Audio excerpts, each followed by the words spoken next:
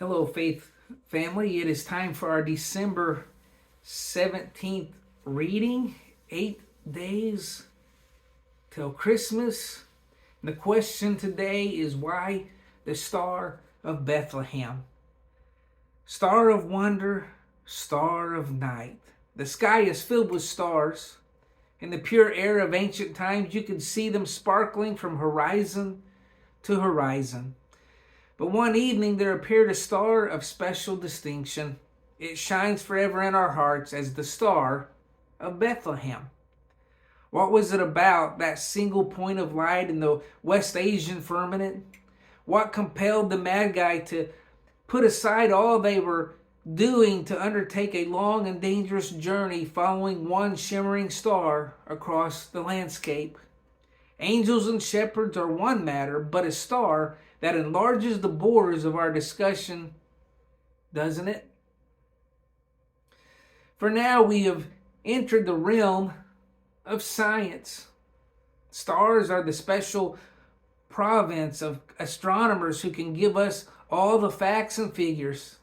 Scientists might be quick to tell us that stars don't move, relatively speaking, that they surely don't linger above particular towns, and that they are governed by the laws of physics rather than those of faith. But science tells only a small part of any story. In our world, says a child in one of the Narnia tales, a star is a huge ball of flaming gas.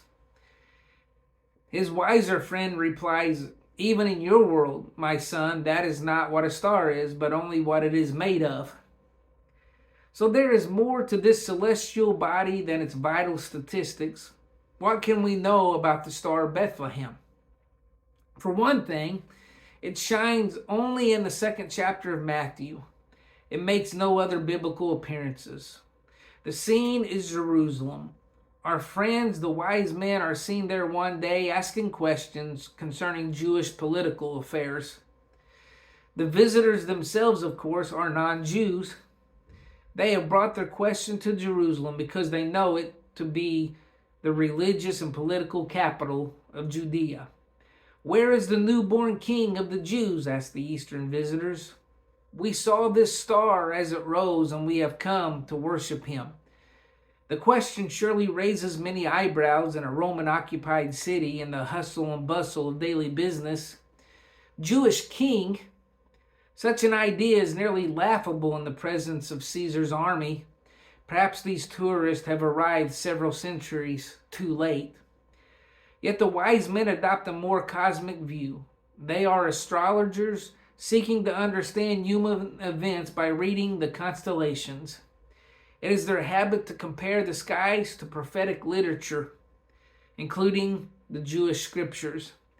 Those scrolls speak of a king of the Jews whose coming will be heralded by a star.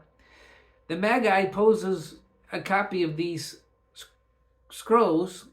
Among the most ancient of the writings is found this tantalizing reference in Numbers 24:17. It says, I see him, but not here now.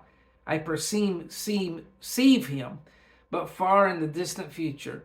A star will rise from Jacob, a scepter will emerge from Israel. In those days, those who trafficked in classical prophecies knew that stars and kings were intertwined by destiny. A scepter was a symbol of royalty. So for the wise men, there was nothing ambiguous about those words. They called for a great king, announced with the silent fanfare of a brilliant light. And if such a king was foretold more than 1,000 years earlier, he was worth traveling to see. That explains the prophecy. But again, why this particular star in a sky filled with them? We have wondered for centuries. Modern science promotes a number of candidates for the special light that the wise men saw. Halley's Comet, for example, made a visit during that era. Jupiter and Saturn were aligned to create a bright star in 7 BC. Jupiter was seen as carrying a special royal status. Another theory concerns the fact that the constellation Aries was associated with Judea and the lands ruled by Herod, and that Jupiter and the moon were aligned in a brilliant evening display in the spring of 6 BC.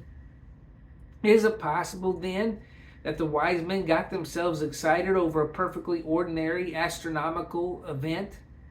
If so, does that invalidate the importance of the Star of Bethlehem? Not at all. Remember the wise words from Narnia. A star is more than a ball of flaming gas. The constellations are governed not only by the laws of physics, but by the one who oversees those laws at every moment.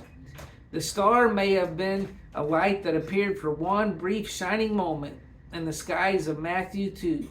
It may have been a special incarnation of lights and planets that we still enjoy.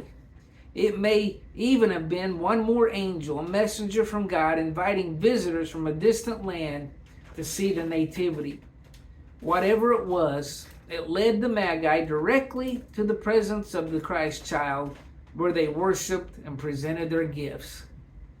Perhaps the solution to the star is more wonderful for us as an unsolved mystery, a Christmas gift not to be unwrapped until that eternal day when night skies are no more and when all of our questions will be answered. What matters so much more is the meaning of the star, for its light breaks through the pages of Matthew's Gospels, calling us to come and worship. It is still a star of wonder. It is still a star of night that captivates us with its silent beauty and a wonderful announcement that it brings with a twinkle. We love the Star of Bethlehem because it shines bright enough that people of their faiths and other lands might join us at the manger. It shone for Jews, Greeks, Romans, Arabians, and anyone else who might look to Bethlehem. It dominated the night sky, reminding us that our faith is great enough for the world to enjoy. This star, our star, broke through the galaxies to remind us that the intimate story of the Nativity, as close and warm as mother and child, is written on the whitest of canvases. The tiny child is the Lord of creation. The star leads us to the light of his presence. And once we're there, even a star seems dim by comparison.